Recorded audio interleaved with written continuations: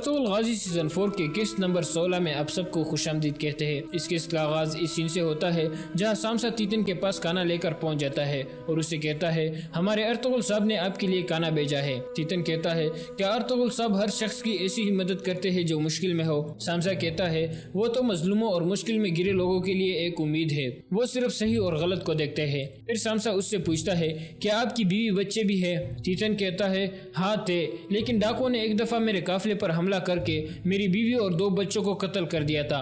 سامسا کہتا ہے معاف کرنا، میں نے آپ کے پرانے زخم تازہ کر دیے۔ تیتن کہتا ہے کوئی بات نہیں، میں اکیلا رہنے میں مانوس ہو چکا ہوں۔ پھر سامسا وہاں سے چلا جاتا ہے۔ دوسری طرف مرکزی خیمے میں ارطغرل کہتا ہے کاراجیسر قلعہ فتح کرنے کا وقت آ گیا ہے۔ یہ سن کر ارطغرل کے سب ساتھی بہت خوش اور پرجوش ہو جاتے ہیں۔ حکیم ارتک پوچھتا ہے ہم کب قلعے پر حملہ کریں گے سردار؟ ارطغرل کہتا ہے ترگت کی شادی والی صبح کو، کیونکہ اس وقت آرس یہ سوچ رہا ہوگا کہ ہم شادی کے معاملات میں مصروف ہے اور اسے حملے کی بالکل توقع نہیں ہوگی۔ یہ میری طرف سے شادی کا تحفہ ہوگا ترگت۔ یہ سن کر سب ہنسنے لگتے ہیں۔ ترگت کہتا ہے اس طرح کی تحفے کے لیے میری جان بھی قربان ہے سردار۔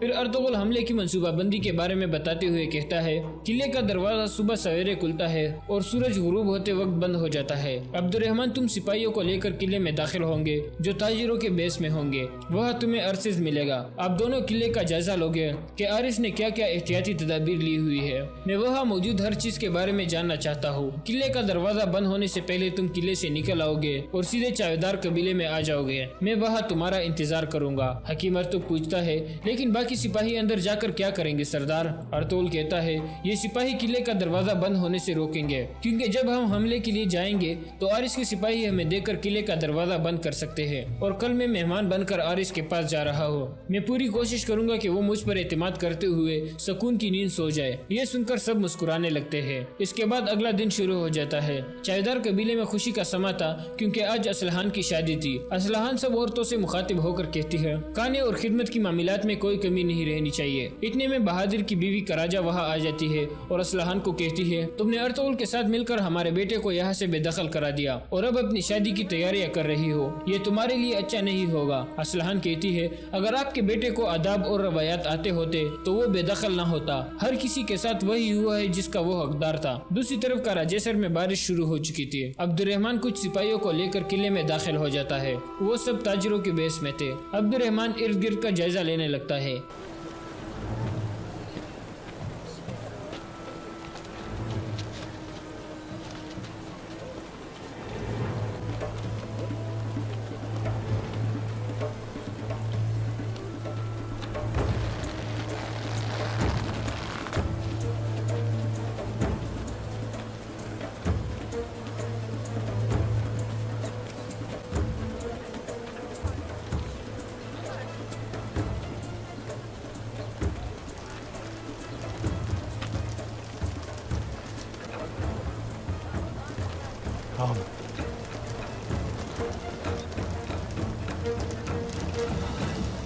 ایک جگہ اس کی ملاقات عرصے سے ہو جاتی ہے۔ عبد الرحمن اسے بتاتا ہے کہ قلعے کو فتح کرنے کا وقت آ گیا ہے۔ ارطغرل صاحب چاہتے ہیں کہ ہم دونوں قلعے کا جائزہ لیں اور آرس کی احتیاطی تدابیر دیکھ کر ارطغرل صاحب کو خبر دے۔ ارسس کہتا ہے آپ میرے پیچھے آؤ۔ اس کے بعد وہ دونوں وہاں سے چل پڑتے ہیں۔ دوسری طرف ارطغرل قلعے کی طرف روانہ ہونے کے لیے تیار تھا کیونکہ آج وہ مہمان بن کر آرس کی طرف جانا چاہتا تھا۔ حلیمہ سلطان سے ملنے کے بعد وہ مرکزی خیمے میں آ جاتا ہے۔ ترگت اسے بتاتا ہے کہ عبد الرحمن سپاہیوں کو لے کر قلعے میں گھس گیا ہے۔ اتنے میں سامسا اندر آ کر کہتا ہے تاجر دریوس آپ سے ملنا چاہتا ہے سردار۔ ارطغرل کہتا ہے اسے اندر لے آؤ۔ اس کے بعد تیتن اندر داخل ہوتا ہے۔ ارطغرل اسے بیٹھنے کو کہتا ہے۔ بیٹھنے کے بعد تیتن کہتا ہے آپ کی حضور پیش ہونا میرے لیے شرف کی بات ہے ارطغرل صاحب۔ ارطغرل کہتا ہے شکریہ دریوس، مجھے افسوس ہے جو آپ کے ساتھ ہوا۔ تیتن کہتا ہے میں آپ کی وجہ سے موت سے بچ گیا، میں آپ کا شکریہ ادا کرنا چاہتا تھا۔ ارطغرل کہتا ہے شکریہ، تو آپ ایک تاجر ہو، آپ کس چیز کی تجارت کرتے ہو؟ تیتن کہتا ہے ہر چیز جو میرے لیے منافع بخش ہوتی ہے۔ ارطغرل اس سے کہتا ہے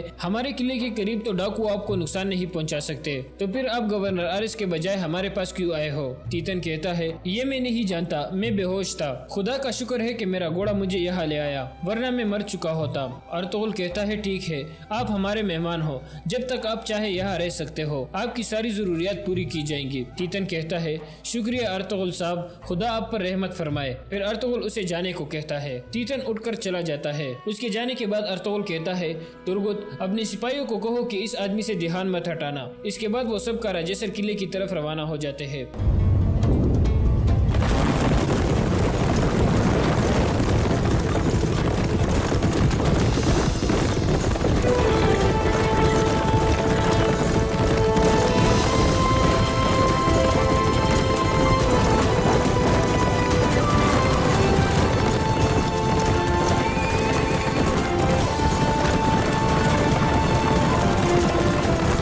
ارطغرل اور اس کے ساتھی قلعے میں داخل ہو جاتے ہیں۔ دوسری طرف آرس اپنے کمانڈو سے پوچھتا ہے کیا سب تیاریاں مکمل ہے کوستاس؟ کوستاس کہتا ہے ان کی خوشامدید کے لیے ہر چیز تیار ہے حضور۔ کچھ ہی دیر میں ارطغرل وہاں پہنچ جاتا ہے۔ آرس کہتا ہے خوش آمدید ارطغرل صاحب۔ ارطغرل کہتا ہے خوش آمدید گورنر آرس۔ اس کے بعد ارطغرل گھوڑے سے اتر آتا ہے۔ آرس کہتا ہے حاکم اعلیٰ بننے پر آپ کو مبارکباد ہے ارطغرل صاحب۔ میں آپ کو یہ سفید جھنڈا تحفے میں دینا چاہتا ہوں تاکہ ہمارے درمیان امن قائم رہے۔ مجھے امید ہے کہ یہ کبھی داغدار نہیں ہوگا۔ ارطغرل کہتا ہے شکریہ گورنر آرس۔ اس کے بعد وہ اندر کی طرف چل پڑتے ہیں۔ دوسری طرف کئی قبیلے میں ارطغرل کا بیٹا گوندز قبیلے کے بچوں کے ساتھ کھیل رہا تھا۔ اتنے میں تیتن بھی قریب کھڑا ہو کر اسے دیکھنے لگتا ہے اور دل میں کہتا ہے تو تم ارطغرل کے بیٹے گوندز ہو، تم اپنے بابا کے کرتوتوں کی قیمت چکاؤ گے، لیکن اس سے پہلے مجھے تم سے دوستی کرنی ہوگی۔ دوسری طرف کارا جیسر میں ارطغرل اور آرس کی ملاقات جاری تھی۔ باہر دروازے پر ماریا سپاہیوں سے پوچھتی ہے کیا گورنر آرس ابھی تک ارطغرل کے ساتھ ہے؟ سپاہی کہتا ہے ہاں۔ پھر ماریا ترگت اور بامسی کو دیکھ کر کہتی ہے تو آپ ارطغرل صاحب کے سپاہی ہو، میں نے کئی قبیلے کی کافی شہرت سنی ہے، آج آپ کو دیکھ بھی لیا۔ ترگت کہتا ہے میرے خیال میں آپ نکایا سے آئی ہو اور شاہی خاندان سے ہو، ورنہ آپ ہمیں دیکھ چکی ہوتی ہے۔ ماریا کہتی ہے میں شاہی خاندان سے نہیں ہوں، بلکہ مجھے غلاموں کی تاجر سمکو نے تحفے کے طور پر گورنر آرس کے حوالے کر دیا تھا۔ یہ کہہ کر ماریا وہاں سے چلی جاتی ہے۔ اندر ارطغرل اور آرس آمنے سامنے بیٹھے تھے۔ ارطغرل کہتا ہے میری غیر موجودگی میں ڈاکوؤں نے ہنلی بازار کے تاجروں کو بہت نقصان پہنچایا، لیکن آپ نے ان کی حفاظت کے لیے کوئی قدم نہیں اٹھایا۔ اس علاقے میں تاجروں کی حفاظت کی ذمہ داری آپ کی تھی ارطغرل صاحب۔ ارطغرل کہتا ہے ماضی میں جو ہو گیا وہ ہو گیا، اب ہم مل کر ہنلی بازار کی تجارت کو بحال کریں گے اور مل کر ڈاکوؤں سے لڑیں گے۔ آرس کہتا ہے بہت اچھے، آپ سے یہ الفاظ سن کر مجھے بہت خوشی ہوئی۔ کوئی بیوقوفی ہوگا جو یہ پیشکش قبول نہیں کرے گا۔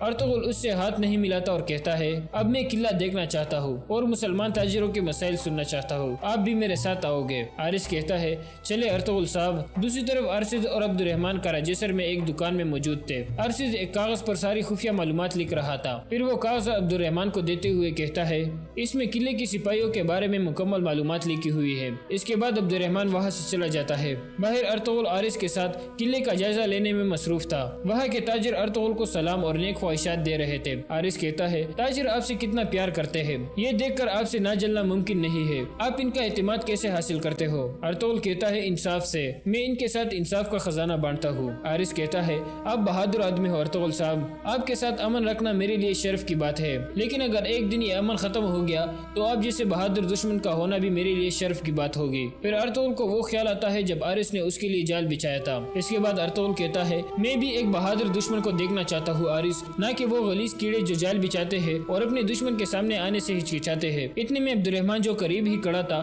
وہ ارطغرل کو اشارہ کرتا ہے کہ کام ہو گیا ہے۔ اس کے بعد وہ سب آگے بڑھ جاتے ہیں۔ چائدار قبیلے میں بہادر اسلحان کے پاس آ کر کہتا ہے میں تمہیں شادی کی مبارکباد دینے آیا ہوں، میں یہاں پوچھنے آیا ہوں کہ تمہیں کسی چیز کی ضرورت تو نہیں ہے؟ اسلحان کہتی ہے نہیں بہادر صاحب، میں صرف یہی چاہتی ہوں کہ آپ میرے لیے پریشان نہ ہو۔ بہادر کہتا ہے میں جانتا ہوں کہ ہم دونوں نے ایک دوسرے کا دل دکھایا ہے، لیکن آخر کار تم میری بھتیجی ہو۔ اسلحان کہتی ہے آپ نے یہاں آتے ہی میری قبیلے پر قبضہ کرنے کی کوشش کی، مجھے ڈرایا اور حتیٰ کہ میرے ہی خیمے میں ترگت الف کو خنجر گھوم دیا، اس لیے اس خوشی والے دن آپ مجھ سے اور میرے خیمے سے دور رہے۔ یہ سن کر بہادر وہاں سے چلا جاتا ہے۔ کئی قبیلے میں تیتن بچوں کو ایک کہانی سنا رہا تھا، گندوز اس کے ساتھ بیٹھا ہوا تھا۔ تیتن ایک پرو والے گھوڑے کے بارے میں انہیں کہانی سنا رہا تھا۔ گندوز پوچھتا ہے کیا وہ گھوڑا ابھی بھی زندہ ہے اور کیا میں اسے دیکھ سکتا ہوں؟ تیتن کہتا ہے ہاں وہ زندہ ہے، اس وقت تو تم نہیں دیکھ سکتے، لیکن वक्त आने पर मैं तुम्हें बताऊंगा कि हम उसे कहाँ देख सकते हैं। गुंदुस कहता है, मैं समझ गया। दूसरी तरफ हाइमा खातून और बाकी औरतें चायदार कबीले में असलहान के पास पहुँच गई थी,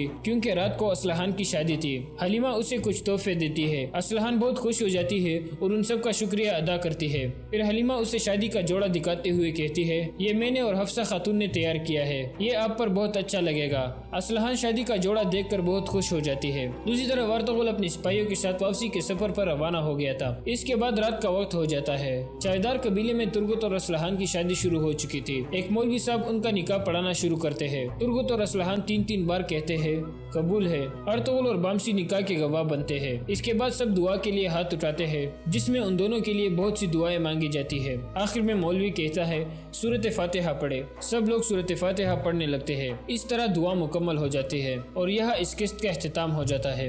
हज़रत खालिद बिन वलीद रज़ी अल्लाह तआला अन्हु की ज़िंदगी के खूबसूरत वाक़ियात सीरत खालिद बिन वलीद की किस्त नंबर 67 में आप सबको खुशामदीद कहते हैं। जहां हम इस जगह तक पहुंचे थे, वो मुत्तकी और परहेजगार है, लेकिन मैदान जंग को वो अच्छी तरह नहीं समझता। मौर्रिख वाक़दी लिखता है कि अबू उबैदा रज़ी अल्लाह तआला अन्हु को सब खुसूसन खालिद रज़ी अल्लाह तआला अन्हु बुज़ुर्ग व बरतर समझते थे, लेकिन जिस नौइयत की लड़ाई जा रही थी उनके लिए अबू उबैदा रज़ी अल्लाह तआला अन्हु मौजू नहीं थे। लेकिन जहाँ नफरी की कमी थी वहाँ सालारों की भी कमी थी। बहरहाल मौर्रिख लिखते हैं कि अबू उबैदा रज़ी अल्लाह तआला अन्हु जज्बे और हौसले में किसी से पीछे नहीं थे। वो बड़ी तेज़ी से तजुर्बा हासिल करते जा रहे थे। बसरा पर उनका हमला जुर्रतमंदाना इक़दाम था। खालिद रज़ी अल्लाह तआला अन्हु किले के बाहर अपनी और शर्जील रज़ी अल्लाह तआला अन्हु की नफरी का हिसाब कर रहे थे और ये मालूम करने की कोशिश भी कर रहे थे कि किले के अंदर कितनी नफरी है। मुसलमानों के हाथ में चंद एक रूमी सिपाही आ गए थे जो ज़ख्मी थे। खालिद रज़ी अल्लाह तआला अन्हु के लश्कर के आ जाने से मुसलमानों की नफरी 13,000 के करीब हो गई थी, लेकिन रूमियों, गस्सानियों और ईसाइयों की तादाद दुगनी से भी ज़्यादा थी। क्या तुम भी डर कर भाग आए हो? किले के अंदर जबला बिन अलाइम रूमी फौज के सिपा सालार पर गुस्सा झाड़ रहा था। क्या तुमने उस फौज का जो किले के अंदर थी और शहर के लोगों का हौसला तोड़ने दिया? नहीं, रूमे सालार ने कहा, मैं मुसलमानों पर बाहर निकल कर हमला कर रहा हूँ। अगर मैं उनके औकब में गए हुए दस्तों को पीछे ना हटा लेता तो उनके औकब से मुसलमान सालार उन्हें बुरी तरह काट देते। मुझे उनकी नफरी का अंदाज़ा नहीं था। मैं सिर्फ एक दिन इंतज़ार करूँगा, हो सकता है कि उनकी मज़ीद फ़ौज आ रही हो। मैं उन्हें आराम करने की मोहलत नहीं दूंगा, फिर उन्हें किले का मुहासरा कर लेने दो। जबला ने कहा, उन्हें किले के इर्द गिर्द पहले जाने दो, फिर तुम किले से इतनी तेज़ी से निकलना कि उन्हें अपने दस्ते इकट्ठे कर लेने की मोहलत ना मिले, और शहर में ऐलान कर दो कि घबराने की कोई वजह नहीं, दुश्मन को किले के बाहर ही ख़त्म कर दिया जाएगा। किले के अंदर हड़बुंग बबा थी। शहरों में भगदड़ और अफरा तफरी मची हुई थी। रूमी फौज का बाहर जाकर लड़ना और अंदर आ जाना शहरों के लिए दहशतनाक था। मुसलमान फौज की डरावनी सी बातें तो शहर में पहले ही पहुंची हुई थी। मौर्रिखों के मुताबिक रोमियो ने यह सोचा था कि मुसलमानों को आराम की मोहलत ही ना दी जाए, लेकिन उन्हें मालूम ना था कि मुसलमान आराम करने के आदी ही नहीं। उन्हें इतनी ही मोहलत की ज़रूरत थी कि ज़ख्मियों को संभाल ले और शहीदों की लाशें दफन कर ले। अगले रोज़ का सूरज तुलू होने तक रूमी फ़ौज किले से बाहर आ गई और दरवाजे बंद हो गए। खालिद रज़ी अल्लाह तआला अन्हु ने अपने लश्कर को जंगी तरतीब में कर लिया। किले के बाहर मैदान खुला था। खालिद रज़ी अल्लाह तआला अन्हु ने हस्ब मामूल अपने लश्कर को 3 हिस्सों में तकसीम कर दिया। कलब की कमान अपने पास रखी। अब चूँकि उन्हें शर्जील रज़ी अल्लाह तआला अन्हु की 4000 मुजाहिदीन मिल जाने से उनकी पास नफरी कुछ ज़्यादा हो गई थी, इसलिए उन्होंने कलब को महफूज करने के लिए एक दस्ता कलब के आगे रखा। इस दस्ते की कमान खलीफतुल मुस्लिमीन रज़ी अल्लाह तआला अन्हु के बेटे अब्दुर्रहमान बिन अबू बकर रज़ी अल्लाह तआला अन्हु के पास थी। एक पहलू के दस्ते के सालार राफ़े बिन उमेरा और दूसरे पहलू के सालार ज़रार बिन अलाज़ूर थे। जंग का आगाज़ मुसलमानों के नारे तकबीर से हुआ। रूमी सिपा सालार अपने कुल्ब के आगे आगे आ रहा था।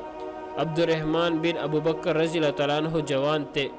खालिद रज़ी अल्लाह तआला अन्हु जो ही उनके दस्ते को आगे बढ़ने का हुक्म दिया, अब्दुर्रहमान रज़ी अल्लाह तआला अन्हु सीधे रूमी सालार की तरफ गए। लड़ाई शुरू होने से पहले ही उनकी नज़रें उस रूमी सालार पर लगी हुई थी। عبد الرحمن رضی اللہ تعالیٰ عنہ نے گھوڑے کو ایڑ لگائی اور تلوار سوند کر اس کی طرف گئے، مگر اس کی طرف گئے تو وہ بڑی پھرتی سے آگے سے ہٹ گیا۔ عبد الرحمن رضی اللہ تعالیٰ عنہ آگے نکل گئے۔ رومی سالار نے گھوڑا موڑا اور عبد الرحمن رضی اللہ تعالیٰ عنہ کے پیچھے گیا۔ عبد الرحمن رضی اللہ تعالیٰ عنہ نے گھوڑا موڑتے موڑتے دیکھ لیا، رومی نے وار کر دیا جو عبد الرحمن رضی اللہ تعالیٰ عنہ بچا گئے۔ تلوار کا زناٹا ان کے سر کے قریب سے گزرا۔ اب عبد الرحمن اس کے پیچھے تھے۔ رومی گھوڑا موڑ رہا تھا۔ عبد الرحمن رضی اللہ تعالیٰ عنہ نے تلوار کا زوردار وار کیا، جس سے رومی تو بچ گیا، لیکن اس کے گھوڑے کی زینے کا تنگ کٹ گیا اور ضرب گھوڑے کو بھی لگی۔ گھوڑے کا خون پھوٹ آیا اور وہ رومی کے قابو سے نکلنے لگا۔ رومی تجربہ کار جنگجو تھا۔ اس نے بڑی مہارت سے گھوڑے کو قابو میں رکھا اور اس نے وار بھی کیے۔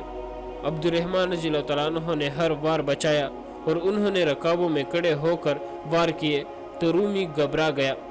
اس کے آہنی خود اور ذرا نے اسے بچا لیا، لیکن اپنی ایک ٹانگ کو نہ بچا سکا۔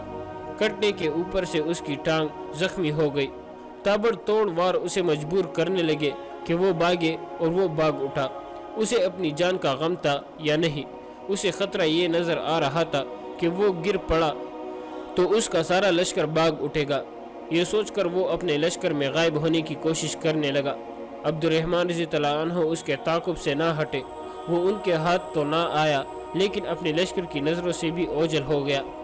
خالد رضی اللہ تعالیٰ عنہ نے رومیوں پر اس طرح حملہ کیا کہ سالار رافع بن عمیرہ اور سالار زرار بن الازور کو حکم دیا کہ وہ باہر کو ہو کر رومیوں پر دائیں اور بائیں سے تیز اور شدید حملہ بولے۔ مجاہدین شدید کا مطلب سمجھتے تھے۔ مورخوں کی تحریروں کے مطابق یہ حملہ اتنا تیز اور اتنا سخت تھا جیسے مجاہدین تازہ دم ہو اور ان کی تعداد دشمن سے دگنی ہو۔ دونوں سالاروں کے دستے دیوانگی کے عالم میں حملہ آور ہوئے۔ مورخ واقدی اور ابن قتیبہ لکھتے ہیں کہ سالار زرار بن الازور نے جوش میں آ کر اپنی ذرہ اتار پھینکی۔ یہ ہلکی سی تھی، لیکن جولائی کا آغاز تھا اور گرمی عروج پر تھی۔ زرار نے گرمی سے تنگ آ کر اور لڑائی میں آسانی پیدا کرنے کے لیے ذرہ اتار تھی۔ انہوں نے اپنے دستوں کو حملے کا حکم دیا۔ ان کا گھوڑا ابھی دشمن کے قریب نہیں پہنچا تھا کہ انہوں نے قمیص بھی اتار پھینکی۔ اس طرح ان کا اوپر کا دڑ بالکل ننگا ہو گیا۔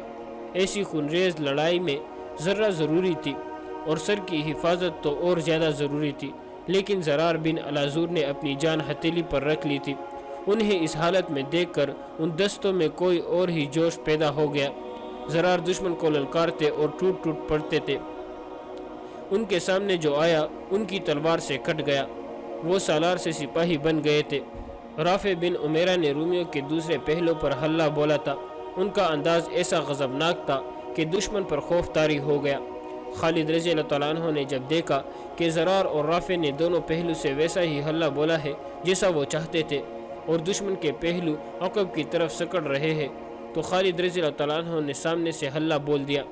رومی پیچھے ہٹنے لگے، لیکن پیچھے قلعے کی دیوار تھی جو دراصل شہر کی پناہ تھی۔ ان کے لیے پیچھے ہٹنے کو جگہ نہ رہی۔ مجاہدین انہیں دباتے چلے گئے۔ دروازے کھول دو، دیوار کے اوپر سے کوئی چلایا۔ قلعے کے اس طرف کے دروازے کھل گئے اور رومی سپاہی قلعے کے اندر جانے لگے۔ انہیں قلعے میں ہی پناہ مل سکتی تھی۔ مسلمانوں نے دباؤ جاری رکھا اور رومی جم کر مقابلہ کرتے رہے۔ ان میں سے جیسے موقع مل جاتا وہ قلعے کے اندر چلا جاتا۔ جو رومی قلعے میں پناہ لینے کے لیے جا رہے تھے وہ ان کی تمام نفری نہیں تھی، ان کی آدھی نفری بھی نہیں تھی۔ ان کی آدھی نفری خالد رضی اللہ تعالیٰ عنہ کے دستوں سے نبرد آزما تھی۔ خالد رضی اللہ تعالیٰ عنہ نے جب دیکھ لیا تھا کہ ان کے پہلو کے سالاروں نے ویسا ہی حملہ کیا ہے جیسا کہ وہ چاہتے تھے، تو انہوں نے دشمن کے قلب پر حملہ کر دیا۔ رومی بڑے اچھے سپاہی تھے، وہ پسپا ہونے کی نہیں سوچ رہے تھے اور خالد رضی اللہ تعالیٰ عنہ انہیں پسپائی کے مقام تک پہنچانے کی سرتوڑ کوشش کر رہے تھے۔ خالد رضی اللہ تعالیٰ عنہ نے شجاعت اور بے خوف قیادت کا یہ مظاہرہ کیا کہ گھوڑے سے اتر آئے اور سپاہیوں کی طرح پیادہ لڑنے لگے۔ اس کا اثر مجاہدین پر ایسا ہوا کہ وہ بجلیوں کی مانند کوننے لگے۔ یہ ان کے ایمان اور عشق رسول صلی اللہ علیہ وسلم کا کرشمہ تھا کہ مسلسل کوچ اور معرکوں کے تکے ہوئے جسموں میں جان اور تازگی پیدا ہو گئی تھی۔ یہ مبالغہ نہیں کہ وہ روحانی قوت سے لڑ رہے تھے۔ خالد رضی اللہ عنہ اس کوشش میں تھے کہ رومیوں کو گھیرے میں لے لے، لیکن رومی زندگی اور موت کا معرکہ لڑ رہے تھے۔ وہ اب وار اور حلے روکتے اور پیچھے یا دائیں بائیں ہٹتے جاتے۔ وہ محاصرے سے بچنے کے لیے پھیلتے بھی جا رہے تھے۔ آخر وہ بھی بھاگ کر قلعے کے ایک اور کھلے دروازے میں غائب ہونے لگے۔ خالد رضی اللہ تعالیٰ عنہ نے بلند آواز سے حکم دیا، ان کے پیچھے قلعے میں داخل ہو جاؤ، لیکن دیوار کے اوپر سے تیروں کی بوچھاریں آنے لگی، برچہ بھی آئی۔ مجاہدین کو مجبوراً پیچھے ہٹنا پڑا اور رومی جو بچ گئے تھے وہ قلعے میں چلے گئے اور قلعے کا دروازہ بند ہو گیا۔ باہر رومیوں اور ان کے اتحادی عیسائیوں کی لاشیں بکھری ہوئی تھی، زخمی تڑپ رہے تھے۔ زخمی گھوڑے بد کے اور ڈرے ہوئے بے لگام اور منہ زور ہو کر دوڑتے پھر رہے تھے۔ چند ایک گھڑ سواروں کی پاؤں رکابوں میں پنسے ہوئے تھے اور گھوڑے انہیں گھسیٹتے پھر رہے تھے۔ سوار خون میں نہائی لاشیں بن چکے تھے۔ لڑائی ختم ہو چکی تھی۔ مجاہدین کے فاتحانہ نعرے گرج رہے تھے۔ فتح ابھی مکمل نہیں ہوئی تھی۔ دشمن کا نقصان تو بہت ہوا تھا، لیکن وہ قلعے میں بند ہو گیا۔ فتح مکمل کرنے کے لیے قلعہ سر کرنا ضروری تھا۔ خالد رضی اللہ تعالیٰ عنہ نے اپنے زخمیوں کو اٹھانے کا حکم دیا اور قاصد سے کہا کہ تمام سالاروں کو بلا لائے۔ خالد رضی اللہ تعالیٰ عنہ نے ایک سوار کو دیکھا جو ان کی طرف آ رہا تھا۔ وہ دوسروں سے کچھ الگ تلگ لگتا تھا، ایک اس لیے کہ اس کا قد لمبا تھا اور جسم دبلا پتلا تھا۔ عرب ایسے دبلے پتلے نہیں ہوتے تھے۔ یہ سوار کچھ آگے کو جھکا ہوا بھی تھا۔ اس کی داڑھی گھنی نہیں تھی اور لمبی بھی نہیں تھی۔ اس داڑھی کو اس شخص نے مصنوعی طریقے سے کالا کر رکھا تھا۔ وہ اس لیے بھی الگ تلگ تھا کہ خالد رضی اللہ عنہ نے اسے لڑتے دیکھا تھا اور اس کا انداز کچھ مختلف سا تھا۔ سب کی توجہ اس شخص کی طرف اس وجہ سے بھی ہوئی تھی کہ اس کے ہاتھ میں پیلے رنگ کا پرچم تھا۔ یہ وہ پرچم تھا جو خیبر کی لڑائی میں رسول اکرم صلی اللہ علیہ وسلم نے اپنے ساتھ رکھا تھا۔ خالد رضی اللہ عنہ اسے پہچان نہ سکے۔ دھوپ بہت تیز تھی۔ اس نے سر پر کپڑا ڈال رکھا تھا جس سے اس کا آدھا چہرہ ڈھکا ہوا تھا۔ خالد رضی اللہ عنہ کے قریب آ کر وہ شخص مسکرایا تو خالد رضی اللہ عنہ نے دیکھا کہ اس آدمی کے سامنے کے 2-3 دانت ٹوٹے ہوئے ہیں۔ ابو عبیدہ، خالد رضی اللہ عنہ نے مسرت سے کہا اور اس کی طرف دوڑے۔ وہ ابو عبیدہ رضی اللہ عنہ تھے۔ مرج راحت سے خالد رضی اللہ عنہ نے انہیں پیغام بھیجا تھا کہ وہ انہیں بصرہ کے باہر ملے۔ ابو عبیدہ رضی اللہ عنہ حوارین کے مقام پر پڑاؤ ڈالے ہوئے تھے، جہاں سے انہوں نے شرجیل بن حسنہ کو 4000 مجاہدین دے کر بصرہ پر حملہ کرایا تھا۔ ان کے پاس خالد رضی اللہ عنہ کا قاصد بعد میں پہنچا تھا۔ ابو عبیدہ رضی اللہ عنہ پیغام پر اس وقت بصرہ پہنچے جب خالد رضی اللہ عنہ رومیوں کے ساتھ بڑے سخت معرکے میں الجھے ہوئے تھے۔ انہوں نے تلوار نکالی اور معرکے میں شامل ہو گئے۔ ابو عبیدہ رضی اللہ عنہ کی اس وقت عمر 55 سال کے لگ بھگ تھی۔ وہ رسول کریم صلی اللہ علیہ وسلم کے خاص ساتھیوں میں سے تھے۔ ان کے دادا اپنے وقتوں کے مشہور جراح تھے۔ اسی نسبت سے انہوں نے اپنا نام ابو عبیدہ بن الجراح رکھ لیا تھا۔ ان کا نام عامر بن عبداللہ بن الجراح تھا، لیکن انہوں نے ابو عبیدہ کے نام سے شہرت حاصل کی۔ دبلا پتلا اور کچھ جھکا ہونے کے باوجود ان کے چہرے پر جلال جیسی رونق رہتی تھی۔ وہ دانشمند تھے۔ میدان جنگ میں بھی ان کی اپنی شان تھی اور ذہانت اور عقل مندی میں بھی ان کا مقام اونچا تھا۔ ابو عبیدہ رضی اللہ عنہ کے سامنے کے دانت جنگ احد میں ٹوٹے تھے۔ اس معرکے میں رسول اکرم صلی اللہ علیہ وسلم زخمی ہو گئے تھے۔ آپ صلی اللہ علیہ وسلم کی خود کی زنجیروں کی 2 کڑیاں آپ صلی اللہ علیہ وسلم کے رخسار میں ایسی گہری اتری تھی کہ ہاتھ سے نکلتی ہی نہیں تھی۔ ابو عبیدہ رضی اللہ عنہ نے یہ دونوں اپنے دانتوں سے نکالی تھی اور اس کامیاب کوشش میں ان کے سامنے کے 2-3 دانت ٹوٹ گئے تھے۔ ابن قتیبہ نے لکھا ہے کہ رسول صلی اللہ علیہ وسلم ابو عبیدہ رضی اللہ عنہ سے بہت محبت کرتے تھے، اور حضور صلی اللہ علیہ وسلم نے ایک بار فرمایا تھا کہ ابو عبیدہ میری امت کا امین ہے۔ اس حوالے سے ابو عبیدہ رضی اللہ عنہ کو لوگ امین علامت کہنے لگے۔ اس دور کی تحریروں سے پتہ چلتا ہے کہ خالد رضی اللہ عنہ نے جب ابو عبیدہ رضی اللہ عنہ کو بصرہ کے میدان میں دیکھا تو انہیں خدشہ محسوس ہوا کہ ابو عبیدہ رضی اللہ عنہ ان کی سپہ سالاری کو قبول نہیں کریں گے۔ گو خلیفہ رضی اللہ عنہ نے ابو عبیدہ رضی اللہ عنہ کو تحریری حکم بھیجا تھا کہ جب خالد رضی اللہ عنہ شام کے محاذ پر پہنچ جائے تو تمام لشکر کے سالار اعلیٰ خالد رضی اللہ عنہ ہوں گے، لیکن خالد رضی اللہ عنہ کو احساس تھا کہ معاشرے میں جو مقام اور رتبہ ابو عبیدہ رضی اللہ تعالیٰ عنہ کو حاصل تھا وہ انہیں حاصل نہیں تھا۔ خالد رضی اللہ تعالیٰ عنہ خود بھی ابو عبیدہ رضی اللہ تعالیٰ عنہ کا بہت احترام کرتے تھے۔ یہ احترام ہی تھا کہ بصرہ کے میدان جنگ میں خالد رضی اللہ تعالیٰ عنہ نے انہیں اپنی طرف آتے دیکھا تو خالد رضی اللہ تعالیٰ عنہ دوڑ کر ان تک پہنچے۔ ابو عبیدہ رضی اللہ تعالیٰ عنہ گھوڑے سے اترنے لگے۔ نہیں ابن عبداللہ، خالد رضی اللہ تعالیٰ عنہ نے ابو عبیدہ رضی اللہ تعالیٰ عنہ سے کہا، گھوڑے سے مت اتر، میں اس قابل نہیں ہوں کہ امین علامت میرے لیے گھوڑے سے اترے۔ ابو عبیدہ رضی اللہ تعالیٰ عنہ گھوڑے پر سوار رہے اور جھک کر دونوں ہاتھ خالد رضی اللہ تعالیٰ عنہ کی طرف بڑھائے۔ خالد رضی اللہ تعالیٰ عنہ نے احترام سے مصافحہ کیا۔ ابو سلیمان ابو عبیدہ رضی اللہ تعالیٰ عنہ نے خالد رضی اللہ تعالیٰ عنہ سے کہا، امیر المومنین کا پیغام مجھے مل گیا تھا جس میں انہوں نے تمہیں ہم سب کا سالار اعلیٰ مقرر کیا ہے۔ میں اس پر بہت خوش ہوں۔ کوئی شک نہیں کہ جنگ کے معاملات میں جتنی عقل تجھ میں ہے وہ مجھ میں نہیں۔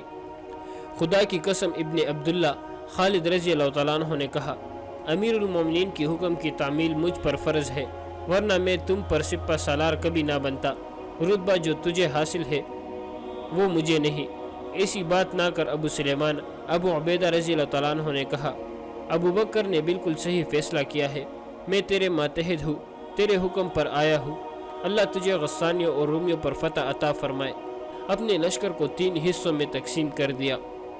کلب کی کمان اپنے پاس رکھی۔ اب چونکہ انہیں شرجیل رضی اللہ تعالیٰ عنہ کی 4000 مجاہدین مل جانے سے ان کی پاس نفری کچھ زیادہ ہو گئی تھی، اس لیے انہوں نے کلب کو محفوظ کرنے کے لیے ایک دستہ کلب کے آگے رکھا۔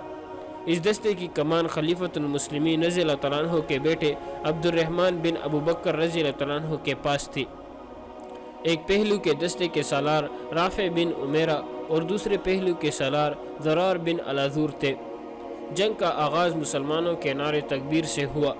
رومی سپہ سالار اپنے کلب کے آگے آگے آ رہا تھا۔ عبد الرحمن بن ابو بکر رضی اللہ تعالیٰ عنہ جوان تھے۔ خالد رضی اللہ تعالیٰ عنہ جو ہی ان کے دستے کو آگے بڑھنے کا حکم دیا، عبد الرحمن رضی اللہ تعالیٰ عنہ سیدھے رومی سالار کی طرف گئے۔ لڑائی شروع ہونے سے پہلے ہی ان کی نظریں اس رومی سالار پر لگی ہوئی تھی۔ عبد الرحمن رضی اللہ تعالیٰ عنہ نے گھوڑے کو ایڑ لگائی اور تلوار سوند کر اس کی طرف گئے، مگر اس کی طرف گئے تو وہ بڑی پھرتی سے آگے سے ہٹ گیا۔ عبد الرحمن رضی اللہ عنہ آگے نکل گئے۔ رومی سالار نے گھوڑا موڑا اور عبد الرحمن رضی اللہ عنہ کے پیچھے گیا۔ عبد الرحمن رضی اللہ عنہ نے گھوڑا موڑتے موڑتے دیکھ لیا، رومی نے وار کر دیا جو عبد الرحمن رضی اللہ عنہ بچا گئے۔ تلوار کا زناٹا ان کے سر کے قریب سے گزرا۔ اب عبد الرحمن اس کے پیچھے تھے۔ رومی گھوڑا موڑ رہا تھا۔ عبد الرحمن رضی اللہ عنہ نے تلوار کا زوردار وار کیا جس سے رومی تو بچ گیا، لیکن اس کے گھوڑے کی زینے کا تنگ کٹ گیا اور ضرب گھوڑے کو بھی لگی۔ گھوڑے کا خون پھوٹ آیا اور وہ رومی کے قابو سے نکلنے لگا۔ رومی تجربہ کار جنگجو تھا۔ اس نے بڑی مہارت سے گھوڑے کو قابو میں رکھا اور اس نے وار بھی کیے۔ عبد الرحمن رضی اللہ عنہ نے ہر وار بچایا اور انہوں نے رکابوں میں کھڑے ہو کر وار کیے تو رومی گھبرا گیا۔ اس کے آہنی خود اور ذرا نے اسے بچا لیا، لیکن اپنی ایک ٹانگ کو نہ بچا سکا۔ کٹنے کے اوپر سے اس کی ٹانگ زخمی ہو گئی۔ تابڑ توڑ وار اسے مجبور کرنے لگے کہ وہ بھاگے اور وہ بھاگ اٹھا۔ اسے اپنی جان کا غم تھا یا نہیں، اسے خطرہ یہ نظر آ رہا تھا کہ وہ گر پڑا تو اس کا سارا لشکر بھاگ اٹھے گا۔ یہ سوچ کر وہ اپنے لشکر میں غائب ہونے کی کوشش کرنے لگا۔ عبد الرحمن رضی اللہ عنہ اس کے تعاقب سے نہ ہٹے۔ وہ ان کے ہاتھ تو نہ آیا لیکن اپنے لشکر کی نظروں سے بھی اوجھل ہو گیا۔ خالد رضی اللہ عنہ نے رومیوں پر اس طرح حملہ کیا کہ سالار رافع بن عمیرہ اور سالار ضرار بن الازور کو حکم دیا کہ وہ باہر کو ہو کر رومیوں پر دائیں اور بائیں سے تیز اور شدید حملہ بولے۔ مجاہدین شدید کا مطلب سمجھتے تھے۔ مورخوں کی تحریروں کے مطابق یہ حملہ اتنا تیز اور اتنا سخت تھا جیسے مجاہدین تازہ دم ہو اور ان کی تعداد دشمن سے دگنی ہو۔ دونوں سالاروں کے دستے دیوانگی کے عالم میں حملہ آور ہوئے۔ مورخ واقدی اور ابن قتیبہ لکھتے ہیں کہ سالار ضرار بن الازور نے جوش میں آ کر اپنی ذرہ اتار پھینکی۔ یہ ہلکی سی تھی لیکن جولائی کا آغاز تھا اور گرمی عروج پر تھی۔ ضرار نے گرمی سے تنگ آ کر اور لڑائی میں آسانی پیدا کرنے کے لیے ذرہ اتار تھی۔ انہوں نے اپنے دستوں کو حملے کا حکم دیا۔ ان کا گھوڑا ابھی دشمن کے قریب نہیں پہنچا تھا کہ انہوں نے قمیص بھی اتار پھینکی۔ اس طرح ان کا اوپر کا دڑ بالکل ننگا ہو گیا۔ ایسی خونریز لڑائی میں ذرہ ضروری تھی اور سر کی حفاظت تو اور زیادہ ضروری تھی، لیکن زرار بن الازور نے اپنی جان ہتھیلی پر رکھ لی تھی۔ انہیں اس حالت میں دیکھ کر ان دستوں میں کوئی اور ہی جوش پیدا ہو گیا۔ زرار دشمن کو للکارتے اور ٹوٹ ٹوٹ پڑتے تھے۔ ان کے سامنے جو آیا ان کی تلوار سے کٹ گیا۔ وہ سالار سے سپاہی بن گئے تھے۔ رافع بن عمیرہ نے رومیوں کے دوسرے پہلو پر حلہ بولا تھا۔ ان کا انداز ایسا غضبناک تھا کہ دشمن پر خوف طاری ہو گیا۔ خالد رضی اللہ تعالیٰ عنہ نے جب دیکھا کہ زرار اور رافع نے دونوں پہلو سے ویسا ہی حلہ بولا ہے جیسا وہ چاہتے تھے، اور دشمن کے پہلو عقب کی طرف سکڑ رہے ہیں، تو خالد رضی اللہ تعالیٰ عنہ نے سامنے سے حلہ بول دیا۔ رومی پیچھے ہٹنے لگے، لیکن پیچھے قلعے کی دیوار تھی جو دراصل شہر کی پناہ تھی۔ ان کے لیے پیچھے ہٹنے کو جگہ نہ رہی۔ مجاہدین انہیں دباتے چلے گئے۔ دروازے کھول دو، دیوار کے اوپر سے کوئی چلایا۔ قلعے کے اس طرف کے دروازے کھل گئے اور رومی سپاہی قلعے کے اندر جانے لگے۔ انہیں قلعے میں ہی پناہ مل سکتی تھی۔ مسلمانوں نے دباؤ جاری رکھا اور رومی جم کر مقابلہ کرتے رہے۔ ان میں سے جیسے موقع مل جاتا وہ قلعے کے اندر چلا جاتا۔ جو رومی قلعے میں پناہ لینے کے لیے جا رہے تھے وہ ان کی تمام نفری نہیں تھی، ان کی آدھی نفری بھی نہیں تھی۔ ان کی آدھی نفری خالد رضی اللہ تعالیٰ عنہ کے دستوں سے نبرد آزما تھی۔ خالد رضی اللہ تعالیٰ عنہ نے جب دیکھ لیا تھا کہ ان کے پہلو کے سالاروں نے ویسا ہی حملہ کیا ہے جیسا کہ وہ چاہتے تھے، تو انہوں نے دشمن کے قلب پر حملہ کر دیا۔ رومی بڑے اچھے سپاہی تھے، وہ پسپا ہونے کی نہیں سوچ رہے تھے، اور خالد رضی اللہ تعالیٰ عنہ انہیں پسپائی کے مقام تک پہنچانے کی سرتوڑ کوشش کر رہے تھے۔ خالد رضی اللہ تعالیٰ عنہ نے شجاعت اور بے خوف قیادت کا یہ مظاہرہ کیا کہ گھوڑے سے اتر آئے اور سپاہیوں کی طرح پیادہ لڑنے لگے۔ اس کا اثر مجاہدین پر ایسا ہوا کہ وہ بجلیوں کی مانند کوننے لگے۔ یہ ان کے ایمان اور عشق رسول صلی اللہ علیہ وسلم کا کرشمہ تھا کہ مسلسل کوچ اور معرکوں کے تکے ہوئے جسموں میں جان اور تازگی پیدا ہو گئی تھی۔ یہ مبالغہ نہیں کہ وہ روحانی قوت سے لڑ رہے تھے۔ خالد رضی اللہ تعالیٰ عنہ اس کوشش میں تھے کہ رومیوں کو گھیرے میں لے لے، لیکن رومی زندگی اور موت کا معرکہ لڑ رہے تھے۔ وہ اب وار اور حلے روکتے اور پیچھے یا دائیں بائیں ہٹتے جاتے۔ وہ محاصرے سے بچنے کے لیے پھیلتے بھی جا رہے تھے۔ آخر وہ بھی بھاگ بھاگ کر قلعے کے ایک اور کھلے دروازے میں غائب ہونے لگے۔ خالد رضی اللہ تعالیٰ عنہ نے بلند آواز سے حکم دیا، ان کے پیچھے قلعے میں داخل ہو جاؤ، لیکن دیوار کے اوپر سے تیروں کی بوچھاڑیں آنے لگی، برچیاں بھی آئی۔ مجاہدین کو مجبوراً پیچھے ہٹنا پڑا، اور رومی جو بچ گئے تھے وہ قلعے میں چلے گئے اور قلعے کا دروازہ بند ہو گیا۔ باہر رومیوں اور ان کے اتحادی عیسائیوں کی لاشیں بکھری ہوئی تھی، زخمی تڑپ رہے تھے۔ زخمی گھوڑے بت کے اور ڈرے ہوئے بے لگام اور منہ زور ہو کر دوڑتے پھر رہے تھے۔ چند ایک گھڑ سواروں کی پاؤں رکابوں میں پنسے ہوئے تھے اور گھوڑے انہیں گھسیٹتے پھر رہے تھے۔ سوار خون میں نہائی لاشیں بن چکے تھے۔ لڑائی ختم ہو چکی تھی۔ مجاہدین کے فاتحانہ نعرے گرج رہے تھے۔ فتح ابھی مکمل نہیں ہوئی تھی۔ دشمن کا نقصان تو بہت ہوا تھا، لیکن وہ قلعے میں بند ہو گیا۔ فتح مکمل کرنے کے لیے قلعہ سر کرنا ضروری تھا۔ خالد رضی اللہ تعالیٰ عنہ نے اپنے زخمیوں کو اٹھانے کا حکم دیا اور قاصد سے کہا کہ تمام سالاروں کو بلا لائے۔ خالد رضی اللہ تعالیٰ عنہ نے ایک سوار کو دیکھا جو ان کی طرف آ رہا تھا۔ وہ دوسروں سے کچھ الگ تلگ لگتا تھا، ایک اس لیے کہ اس کا قد لمبا تھا اور جسم دبلا پتلا تھا۔ عرب ایسے دبلے پتلے نہیں ہوتے تھے۔ یہ سوار کچھ آگے کو جھکا ہوا بھی تھا۔ اس کی داڑھی گھنی نہیں تھی اور لمبی بھی نہیں تھی۔ اس داڑھی کو اس شخص نے مصنوعی طریقے سے کالا کر رکھا تھا۔ وہ اس لیے بھی الگ تلگ تھا کہ خالد رضی اللہ عنہ نے اسے لڑتے دیکھا تھا اور اس کا انداز کچھ مختلف سا تھا۔ سب کی توجہ اس شخص کی طرف اس وجہ سے بھی ہوئی تھی کہ اس کے ہاتھ میں پیلے رنگ کا پرچم تھا۔ یہ وہ پرچم تھا جو خیبر کی لڑائی میں رسول اکرم صلی اللہ علیہ وسلم نے اپنے ساتھ رکھا تھا۔ خالد رضی اللہ عنہ اسے پہچان نہ سکے۔ دھوپ بہت تیز تھی۔ اس نے سر پر کپڑا ڈال رکھا تھا جس سے اس کا آدھا چہرہ ڈھکا ہوا تھا۔ خالد رضی اللہ عنہ کے قریب آ کر وہ شخص مسکرایا تو خالد رضی اللہ عنہ نے دیکھا کہ اس آدمی کے سامنے کے 2-3 دان ٹوٹے ہوئے ہیں۔ ابو عبیدہ، خالد رضی اللہ عنہ نے مسرت سے کہا اور اس کی طرف دوڑے۔ وہ ابو عبیدہ رضی اللہ عنہ تھے۔ मरज राहत से खालिद रज़ी अल्लाह अन्हु ने उन्हें पैगाम भेजा था कि वो उन्हें बसरा के बाहर मिले। अबू उबैदा रज़ी अल्लाह अन्हु हवारीन के मकाम पर पड़ाव डाले हुए थे, जहाँ से उन्होंने शर्जील बिन हसना को 4000 मुजाहिदीन देकर बसरा पर हमला कराया था। उनके पास खालिद रज़ी अल्लाह अन्हु का कासिद बाद में पहुँचा था। अबू उबैदा रज़ी अल्लाह अन्हु पैगाम पर उस वक़्त बसरा पहुँचे जब खालिद रज़ी अल्लाह अन्हु रूमियों के साथ बड़े सख्त मारके में उलझे हुए थे। उन्होंने तलवार निकाली और मारके में शामिल हो गए। अबू उबैदा रज़ी अल्लाह अन्हु की उस वक़्त उम्र 55 साल के लगभग थी। वो रसूल करीम सल्लल्लाहु अलैहि वसल्लम के ख़ास साथियों में से थे। उनके दादा अपने वक्तों के मशहूर जर्राह थे। इसी नस्बत से उन्होंने अपना नाम अबू उबैदा बिन अल जर्राह रख लिया था। उनका नाम आमिर बिन अब्दुल्ला बिन अल जर्राह था, लेकिन उन्होंने अबू उबैदा के नाम से शोहरत हासिल की। दबला पतला और कुछ झुका होने के बावजूद उनके चेहरे पर जलाल जैसी रौनक रहती थी। वो दानिशमंद थे। मैदान जंग में भी उनकी अपनी शान थी और जहानत और अक्लमंदी में भी उनका मकाम ऊंचा था। अबू उबैदा रज़ी अल्लाह अन्हु के सामने के दान जंग उहद में टूटे थे।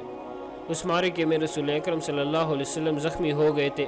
आप सल्लल्लाहु अलैहि वसल्लम की खुद की जंजीरों की 2 कड़ियाँ आप सल्लल्लाहु अलैहि वसल्लम के रुखसार में ऐसी गहरी उतरी थी कि हाथ से निकलती ही नहीं थी। अबू उबैदा रज़ी अल्लाह अन्हु ने ये दोनों अपने दांतों से निकाली थी और इस कामयाब कोशिश में उनके सामने के 2-3 दांत टूट गए थे। इब्न कतीबा ने लिखा है कि रसूल सल्लल्लाहु अलैहि वसल्लम अबू उबैदा रज़ी अल्लाह अन्हु से बहुत मोहब्बत करते थे और हुजूर सल्लल्लाहु अलैहि वसल्लम ने एक बार फरमाया था कि अबू उबैदा मेरी उम्मत का अमीन है। इस हवाले से अबू उबैदा रज़ी अल्लाह अन्हु को लोग अमीन अलामत कहने लगे। इस दौर की तहरीरों से पता चलता है कि खालिद रज़ी अल्लाह अन्हु ने जब अबू उबैदा रज़ी अल्लाह अन्हु को बसरा के मैदान में देखा तो उन्हें खदशा महसूस हुआ कि अबू उबैदा रज़ी अल्लाह अन्हु उनकी सिपह सालारी को कबूल नहीं करेंगे। गो खलीफा रज़ी अल्लाह अन्हु ने अबू उबैदा रज़ी अल्लाह अन्हु को तहरीरी हुक्म भेजा था कि जब खालिद रज़ी अल्लाह अन्हु शाम के महाज पर पहुँच जाए तो तमाम लश्कर के सालार आला खालिद रज़ी अल्लाह अन्हु होंगे। लेकिन खालिद रज़ी अल्लाह अन्हु को एहसास था कि माशरे में जो मकाम और रुतबा अबू उबैदा रज़ी अल्लाह अन्हु को हासिल था वो उन्हें हासिल नहीं था। खालिद रज़ी अल्लाह अन्हु खुद भी अबू उबैदा रज़ी अल्लाह अन्हु का बहुत एहतराम करते थे। ये एहतराम ही था कि बसरा के मैदान जंग में खालिद रज़ी अल्लाह अन्हु ने उन्हें अपनी तरफ आते देखा तो खालिद रज़ी अल्लाह अन्हु दौड़कर उन तक पहुँचे। अबू उबैदा रज़ी अल्लाह अन्हु घोड़े से उतरने लगे। नहीं इब्न अब्दुल्ला खालिद रज़ी अल्लाह अन्हु ने अबू उबैदा रज़ी अल्लाह अन्हु से कहा, घोड़े से मत उतर, मैं इस काबिल नहीं हूँ कि अमीन अलामत मेरे लिए घोड़े से उतरे। अबू उबैदा रज़ी अल्लाह अन्हु घोड़े पर सवार रहे और झुककर दोनों हाथ खालिद रज़ी अल्लाह अन्हु की तरफ बढ़ाए। खालिद रज़ी अल्लाह अन्हु ने एहतराम से मुसाफिहा किया। अबू सुलेमान अबू उबैदा रज़ी अल्लाह अन्हु ने खालिद रज़ी अल्लाह अन्हु से कहा, अमीरुल मोमिनीन का पैगाम मुझे मिल गया था जिसमें उन्होंने तुम्हें हम सब का सालार आला मुकर्रर किया है। मैं इस पर बहुत खुश हूँ। कोई शक नहीं कि जंग के मामलात में जितनी अकल तुझ में है वो मुझ में नहीं। खुदा की कसम इब्न अब्दुल्ला खालिद रज़ी अल्लाह अन्हु ने कहा, अमीरुल मोमिनीन की हुक्म की तामील मुझ पर फ़र्ज़ है, वरना मैं तुम पर सिपा सालार कभी ना बनता। रुतबा जो तुझे हासिल है वो मुझे नहीं। ऐसी बात ना कर अबू सुलेमान। अबू उबैदा रज़ी अल्लाह अन्हु ने कहा, अबू बकर ने बिल्कुल सही फैसला किया है। मैं तेरे मातहत हूँ, तेरे हुक्म पर आया हूँ। अल्लाह तुझे गस्सानियों और रूमियों पर फतह अता फरमाए। गनी नहीं थी और लंबी भी नहीं थी। इस दाढ़ी को इस शख्स ने मसनूई तरीके से काला कर रखा था। वो इसलिए भी अलग तलग था कि खालिद रज़ी अल्लाह अन्हु ने उसे लड़ते देखा था और उसका अंदाज़ कुछ मुख्तलिफ सा था। सबकी तवज्जो उस शख्स की तरफ इस वजह से भी हुई थी कि उसके हाथ में पीले रंग का परचम था। ये वो परचम था जो खैबर की लड़ाई में रसूल अकरम सल्लल्लाहु अलैहि वसल्लम ने अपने साथ रखा था। खालिद रज़ी अल्लाह अन्हु उसे पहचान न सके। धूप बहुत तेज़ थी। उसने सर पर कपड़ा डाल रखा था जिससे उसका आधा चेहरा ढका हुआ था। खालिद रज़ी अल्लाह अन्हु के करीब आकर वो शख्स मुस्कुराया तो खालिद रज़ी अल्लाह अन्हु ने देखा कि उस आदमी के सामने के 2-3 दांत टूटे हुए हैं। अबू उबैदा खालिद रज़ी अल्लाह अन्हु ने मसरत से कहा और उसकी तरफ दौड़े। वो अबू उबैदा रज़ी अल्लाह अन्हु थे। मरज राहत से खालिद रज़ी अल्लाह अन्हु ने उन्हें पैगाम भेजा था कि वो उन्हें बसरा के बाहर मिले। अबू उबैदा रज़ी अल्लाह अन्हु हवारीन के मकाम पर पड़ाव डाले हुए थे, जहाँ से उन्होंने शर्जील बिन हसना को 4000 मुजाहिदीन देकर बसरा पर हमला कराया था। ان کے پاس خالد رضی اللہ تعالیٰ عنہ کا قاصد بعد میں پہنچا تھا۔ ابو عبیدہ رضی اللہ تعالیٰ عنہ پیغام پر اس وقت بصرہ پہنچے جب خالد رضی اللہ تعالیٰ عنہ رومیوں کے ساتھ بڑے سخت معرکے میں الجھے ہوئے تھے۔ انہوں نے تلوار نکالی اور معرکے میں شامل ہو گئے۔ ابو عبیدہ رضی اللہ تعالیٰ عنہ کی اس وقت عمر 55 سال کے لگ بھگ تھی۔ وہ رسول کریم صلی اللہ علیہ وسلم کے خاص ساتھیوں میں سے تھے۔ ان کے دادا اپنے وقتوں کے مشہور جراح تھے۔ اسی نسبت سے انہوں نے اپنا نام ابو عبیدہ بن الجراح رکھ لیا تھا۔ ان کا نام عامر بن عبداللہ بن الجراح تھا، لیکن انہوں نے ابو عبیدہ کے نام سے شہرت حاصل کی۔ دبلا پتلا اور کچھ جھکا ہونے کے باوجود ان کے چہرے پر جلال جیسی رونق رہتی تھی۔ وہ دانشمند تھے، میدان جنگ میں بھی ان کی اپنی شان تھی اور ذہانت اور عقل مندی میں بھی ان کا مقام اونچا تھا۔ ابو عبیدہ رضی اللہ تعالیٰ عنہ کے سامنے کے دان جنگ احد میں ٹوٹے تھے۔ اس معرکے میں رسول اکرم صلی اللہ علیہ وسلم زخمی ہو گئے تھے۔ آپ صلی اللہ علیہ وسلم کی خود کی زنجیروں کی 2 کڑیاں آپ صلی اللہ علیہ وسلم کے رخسار میں ایسی گہری اتری تھی کہ ہاتھ سے نکلتی ہی نہیں تھی۔ ابو عبیدہ رضی اللہ تعالیٰ عنہ نے یہ دونوں اپنے دانتوں سے نکالی تھی اور اس کامیاب کوشش میں ان کے سامنے کے 2-3 دانت ٹوٹ گئے تھے۔ ابن قتیبہ نے لکھا ہے کہ رسول صلی اللہ علیہ وسلم ابو عبیدہ رضی اللہ عنہ سے بہت محبت کرتے تھے، اور حضور صلی اللہ علیہ وسلم نے ایک بار فرمایا تھا کہ ابو عبیدہ میری امت کا امین ہے۔ اس حوالے سے ابو عبیدہ رضی اللہ تعالیٰ عنہ کو لوگ امین علامت کہنے لگے۔ اس دور کی تحریروں سے پتہ چلتا ہے کہ خالد رضی اللہ تعالیٰ عنہ نے جب ابو عبیدہ رضی اللہ تعالیٰ عنہ کو بصرہ کے میدان میں دیکھا تو انہیں خدشہ محسوس ہوا کہ ابو عبیدہ رضی اللہ عنہ ان کی سپہ سالاری کو قبول نہیں کریں گے۔ گو خلیفہ رضی اللہ عنہ نے ابو عبیدہ رضی اللہ عنہ کو تحریری حکم بھیجا تھا کہ جب خالد رضی اللہ عنہ شام کے محاذ پر پہنچ جائے تو تمام لشکر کے سالار اعلیٰ خالد رضی اللہ عنہ ہوں گے، لیکن خالد رضی اللہ عنہ کو احساس تھا کہ معاشرے میں جو مقام اور رتبہ ابو عبیدہ رضی اللہ عنہ کو حاصل تھا وہ انہیں حاصل نہیں تھا۔ خالد رضی اللہ عنہ خود بھی ابو عبیدہ رضی اللہ عنہ کا بہت احترام کرتے تھے۔ یہ احترام ہی تھا کہ بصرہ کے میدان جنگ میں خالد رضی اللہ عنہ نے انہیں اپنی طرف آتے دیکھا تو خالد رضی اللہ عنہ دوڑ کر ان تک پہنچے۔ ابو عبیدہ رضی اللہ عنہ گھوڑے سے اترنے لگے۔ نہیں ابن عبداللہ، خالد رضی اللہ عنہ نے ابو عبیدہ رضی اللہ عنہ سے کہا، گھوڑے سے مت اتر، میں اس قابل نہیں ہوں کہ امین علامت میرے لیے گھوڑے سے اترے۔ ابو عبیدہ رضی اللہ عنہ گھوڑے پر سوار رہے اور جھک کر دونوں ہاتھ خالد رضی اللہ عنہ کی طرف بڑھائے۔ خالد رضی اللہ عنہ نے احترام سے مصافحہ کیا۔ ابو سلیمان ابو عبیدہ رضی اللہ عنہ نے خالد رضی اللہ عنہ سے کہا، امیر المومنین کا پیغام مجھے مل گیا تھا جس میں انہوں نے تمہیں ہم سب کا سالار اعلیٰ مقرر کیا ہے۔ میں اس پر بہت خوش ہوں۔ کوئی شک نہیں کہ جنگ کے معاملات میں جتنی عقل تجھ میں ہے وہ مجھ میں نہیں۔ خدا کی قسم ابن عبداللہ، خالد رضی اللہ عنہ نے کہا، امیر المومنین کی حکم کی تعمیل مجھ پر فرض ہے، ورنہ میں تم پر سپہ سالار کبھی نہ بنتا۔ رتبہ جو تجھے حاصل ہے وہ مجھے نہیں۔ ایسی بات نہ کر ابو سلیمان ابو عبیدہ رضی اللہ عنہ نے کہا، ابو بکر نے بالکل صحیح فیصلہ کیا ہے، میں تیرے ماتحت ہوں، تیرے حکم پر آیا ہوں، اللہ تجھے غسانیوں اور رومیوں پر فتح عطا فرمائے۔